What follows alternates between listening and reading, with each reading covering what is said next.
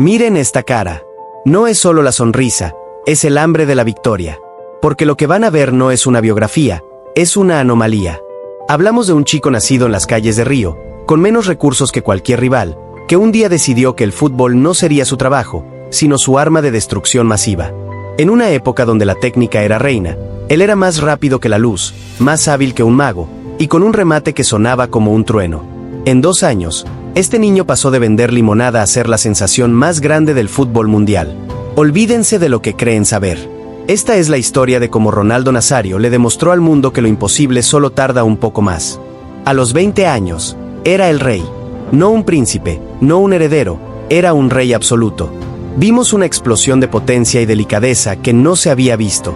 No regateaba, humillaba con un balón pegado al pie. En Italia, la liga más difícil, lo apodaron el fenómeno. Defensas de clase mundial, maestros en el arte de la destrucción, lo veían pasar y se preguntaban cómo demonios se detiene a un rayo. 2 balones de oro antes de los 22 años y el mundo a sus pies. La historia estaba escrita, o al menos eso parecía. Pero la vida, y especialmente el fútbol, no premia a los genios, los prueba. Y entonces, llegó la noche de París. El mundo se preparaba para coronar a su príncipe, pero algo salió terrible y extrañamente mal. Horas antes de la final, el fenómeno colapsó. El Rayo se había quedado sin energía. Pero esto era solo el comienzo del verdadero horror. Porque la naturaleza y la medicina tenían una cita cruel con él. En 1999, y luego otra vez, sus rodillas, esas máquinas perfectas, explotaron. El sonido que se escuchó fue el del cartílago rompiéndose. El diagnóstico era lapidario: 6 cirugías y miles de horas de rehabilitación. La pregunta ya no era si volvería a jugar, sino si podría volver a caminar sin dolor. Lo que siguió fueron 1000 días de infierno. 3 años donde el mundo lo olvidó. El peso extra, las críticas mordaces, la sombra constante de la duda. Los periódicos decían que estaba acabado. Los médicos temían por su salud. Pero en ese silencio, en la soledad del gimnasio, Ronaldo forjó algo más fuerte que sus ligamentos: la convicción. Él no estaba luchando por un contrato, luchaba por demostrarle a su cuerpo quién era el jefe. Cada repetición, cada paso, era una puñalada a la duda. En el deporte de élite, la mayoría se rinde. Pero Ronaldo, él no entendía la palabra rendición. Él solo entendía la palabra redención. Y su objetivo estaba fijado: Corea y Japón 2002. Olvídense del corte de pelo, aunque era horrible. Lo que importa es lo que simbolizó: un hombre que había vuelto de la muerte deportiva. El fenómeno no solo regresó, sino que lo hizo como el héroe de una película. 8 goles en 7 partidos. Y luego, la final contra el muro alemán. 2 destellos, 2 puñaladas, y un solo ganador. Con sus ligamentos reconstruidos y el peso de una nación en sus hombros, Ronaldo cerró el círculo. Le demostró a los críticos, a los médicos y a sí mismo, que la voluntad humana es la fuerza más indomable del universo. Pasó de ser un niño prodigio, a un rey, a un paciente, y finalmente, a un guerrero inmortal. Fue el mejor 9 que jamás existió. En 2002, el Real Madrid no estaba fichando a un delantero, estaba comprando el equivalente futbolístico de una estrella de rock. Hablamos de Ronaldo Nazario, el hombre que acababa de conquistar el mundo, aterrizando en la capital española. Este no era un traspaso, era una declaración de guerra mediática. El mensaje era simple: no somos un club, somos una colección de genios intocables. Juntaron al fenómeno, a Zidane, a Beckham, a Figo. ¿El objetivo? Dominar el fútbol. ¿El resultado? Una leyenda que va más allá de los títulos. Porque con Ronaldo en Madrid, el juego cambió para siempre. La pregunta no es si fue bueno. La pregunta es: ¿cómo diablos pudo ser tan bueno, viviendo al límite? La rodilla reconstruida y las dudas disipadas. El fenómeno en Madrid era una versión más sabia, más letal. Su velocidad seguía ahí, pero ahora se había añadido eficiencia. Ya no necesitaba regatear a 5, necesitaba un toque para su primer gol, y lo hizo en 62 segundos. Es el tipo de debut que solo se ve en los guiones de Hollywood. Se convirtió en la pieza central de esa orquesta galáctica. Zidane le daba el pase, él ponía la magia terminal. Los defensas sabían que venía, pero era como intentar detener un tren con una mano. Simplemente no se podía. Ganó la liga y fue Pichichi, el máximo goleador. Era un espectáculo de circo, y él era el acto principal. Pero el espectáculo no terminaba a los 90 minutos. Madrid tiene su propia leyenda, La Movida. Y Ronaldo no solo participó en la movida, la lideró. Mientras dormías, el fenómeno estaba forjando su leyenda paralela. Cenas y fiestas épicas, la prensa lo bautizó con apodos crueles sobre su físico. Pero aquí está la paradoja. Él salía, disfrutaba, y al día siguiente, metía 2 goles. Era un desafío directo a la ética de trabajo tradicional. Él demostró que el talento en su forma más pura puede desafiar las reglas. Los entrenadores lo veían, se quejaban, pero no podían sentarlo. ¿Cómo apartas al jugador que te salva el partido cada fin de semana? Era el gran dilema galáctico. ¿Aceptas la fiesta para tener al genio, o sacrificas al genio por la disciplina?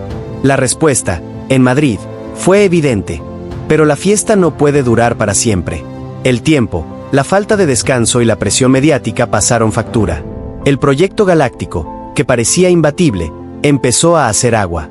La defensa era un chiste, los egos chocaban, y la magia del mediocampo se desvaneció. Ronaldo se sintió solo y su relación con el técnico Fabio Capello se volvió tóxica. Para Capello, el genio era un problema de disciplina. Para Ronaldo, la disciplina era un obstáculo para el genio. La confianza se rompió. En 2007, el hombre que había llegado como un rey, se fue en silencio al Milán.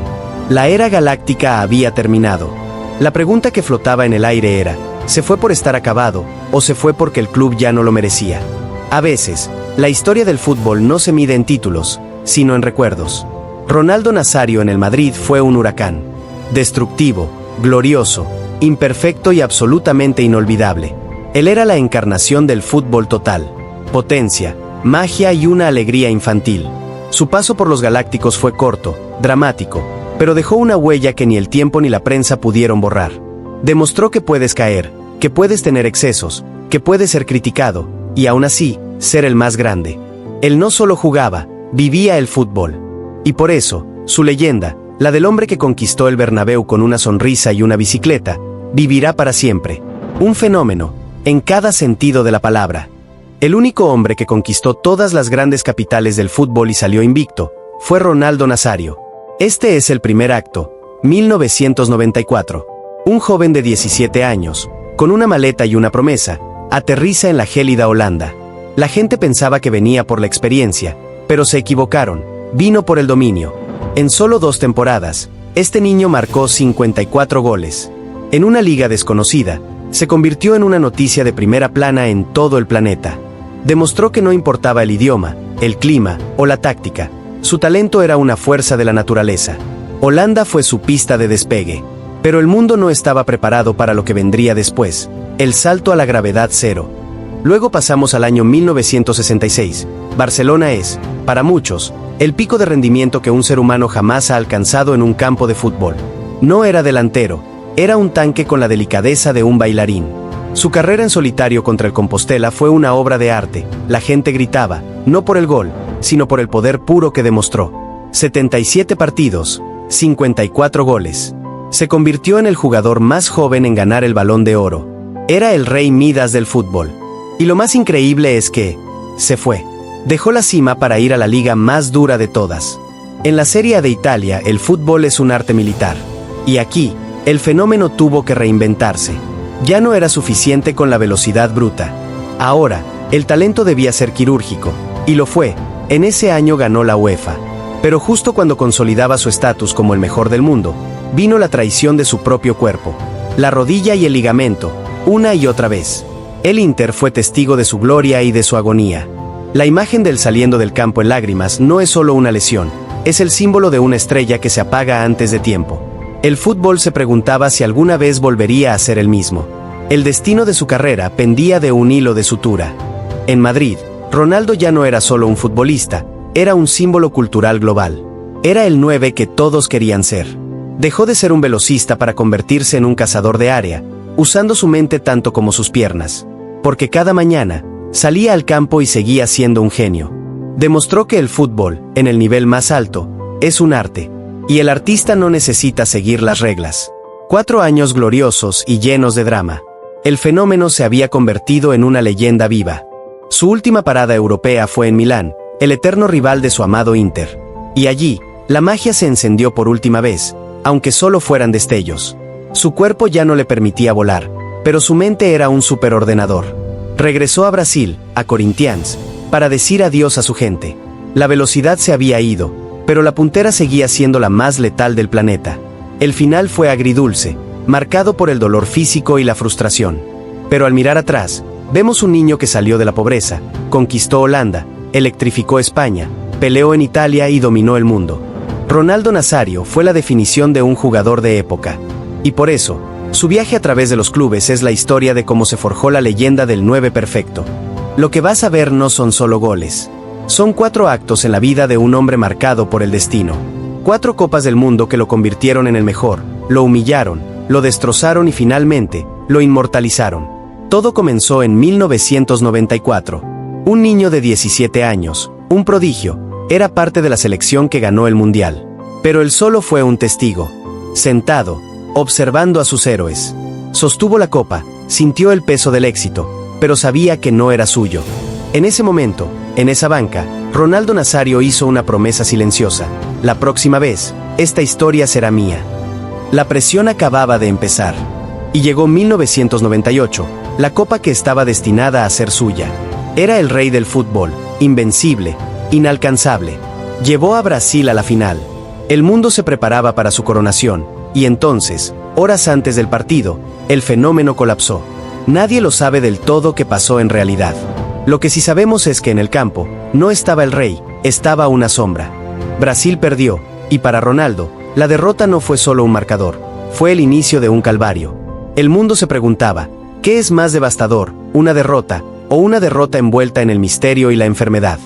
Los 4 años siguientes no fueron de fútbol, fueron de supervivencia. Las rodillas, esas máquinas perfectas, se rompieron 2 veces. El sonido de su cartílago desgarrándose se convirtió en el eco de su carrera. Era un duelo a muerte con su propia biología. La prensa lo enterró y los médicos lo dudaron. La presión del 98 se transformó en la presión por simplemente volver a caminar sin dolor.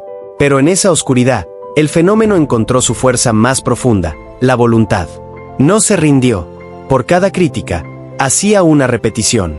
Su objetivo no era un título, era una segunda oportunidad. Y esa oportunidad se llamaba Corea y Japón 2002. Esto es lo que pasa cuando la historia se alinea con la voluntad. El regreso del fenómeno fue el guión que nadie se atrevió a escribir. 8 goles en 7 partidos, la bota de oro y la final. Marcó 2 goles contra el muro de Oliver Kahn. Cada gol era un grito de venganza contra la duda. En 1998, el misterio lo había quebrado. En 2002, su genialidad y resiliencia lo hicieron eterno. No solo ganó su mundial, cerró la historia de su vida. Fue la redención más pública, emotiva y justiciera de la historia del deporte. El fenómeno estaba de vuelta, y el mundo no podía hacer otra cosa que inclinarse. En 2006 fue la última danza. El fenómeno ya no era el huracán, era el maestro experimentado. A pesar de las críticas por su forma física, aún encontró la red. Y al hacerlo, se convirtió en el máximo goleador en la historia de los mundiales hasta ese momento. La eliminación dolió, pero ya no era un drama personal y el círculo estaba completo. Desde el niño que miraba, hasta el rey que cayó, y el guerrero que regresó para conquistar. 4 copas del mundo y una vida entera. La historia de Ronaldo Nazario no es solo la de un gran delantero, es la historia de cómo la presión, el dolor y la obsesión por el éxito pueden forjar a una leyenda inigualable. En el fútbol, el tiempo corre y el dinero también. Pero lo que diferencia a una estrella de una leyenda no es solo lo que gana, sino cómo lo invierte. Aquí está la historia que la mayoría ignora, la de Ronaldo Nazario como el empresario. Porque antes de ser dueño de un club, fue la máquina de hacer dinero más grande de su generación. En los años 90, su contrato con Nike era una cifra astronómica. Él entendió algo fundamental: su talento era un activo, y su sonrisa, una marca. Pero mientras muchos queman su fortuna, Ronaldo puso las bases para una segunda carrera. La pregunta no es si fue buen futbolista. Es, ¿cómo transformó su legado deportivo en un imperio de millones? Un goleador es temporal, pero un ícono global es eterno. La relación de Ronaldo con Nike fue una lección magistral de marketing. Las marcas no solo querían su imagen, querían su aura. Él fue la cara de una generación. Cada gol era un anuncio. Cada regate vendía un par de botas. Sus lesiones lo hicieron más humano, y por ende, más valioso para las marcas que buscaban una historia de superación. Vendió su imagen, su historia y su carisma a escala planetaria. Mientras sus compañeros se enfocaban en el campo, él ya estaba construyendo la base financiera para su futuro. Un visionario, dentro y fuera del área. Cuando las botas cuelgan, muchos futbolistas se pierden. Pero Ronaldo ya tenía un plan B y entendió que la experiencia de ser una superestrella era su mayor activo. Invirtió en el mundo del management deportivo, creando su propia agencia. Su valor no era técnico, sino de conexiones y conocimiento. Él sabía cómo pensaba una estrella, cómo pensaba una marca y cómo pensaba el público. Esto le dio una ventaja brutal. No era solo un inversor, era un operador de influencia. Estaba construyendo un imperio silencioso, lejos de los focos de los estadios, pero con una ambición aún mayor. La jugada maestra llegó en 2018. Ronaldo hizo lo que pocos se atrevieron. Compró un club de fútbol, el Real Valladolid. Esto no era una inversión pasiva, era un riesgo calculado y una declaración. Pasó de ser un empleado a ser el jefe. Su objetivo era inyectar su visión, su ética de trabajo y su red de contactos en un club con historia. Su mera presencia elevó el perfil de Valladolid en el mapa global. Demostró que no solo era un talento en el campo, sino un líder visionario en la oficina. Esta es la prueba de fuego. ¿Puede el fenómeno replicar su éxito de goleador como CEO? El mito de Ronaldo Nazario ya no se sostiene solo en sus regates y sus copas del mundo. Ahora se sostiene en su visión empresarial. Demostró que la gloria en el campo puede ser el trampolín para una segunda carrera aún más lucrativa y ambiciosa. Pasó de ser una celebridad a un magnate. Es la historia definitiva de cómo un talento extraordinario, combinado con la inteligencia financiera, puede construir un legado que trascienda las canchas. El fenómeno no solo conquistó el fútbol, conquistó el mundo de los negocios. Un ejemplo de por qué, a veces, la segunda parte de la vida es la más emocionante. Comenta. ¿Crees que Ronaldo ha sido el mejor 9 de la historia? Comparte si crees que Ronaldo ha sido el delantero más completo de todos los tiempos. Suscríbete para más historias legendarias del fútbol. Y dale like si te gustan las historias de leyendas.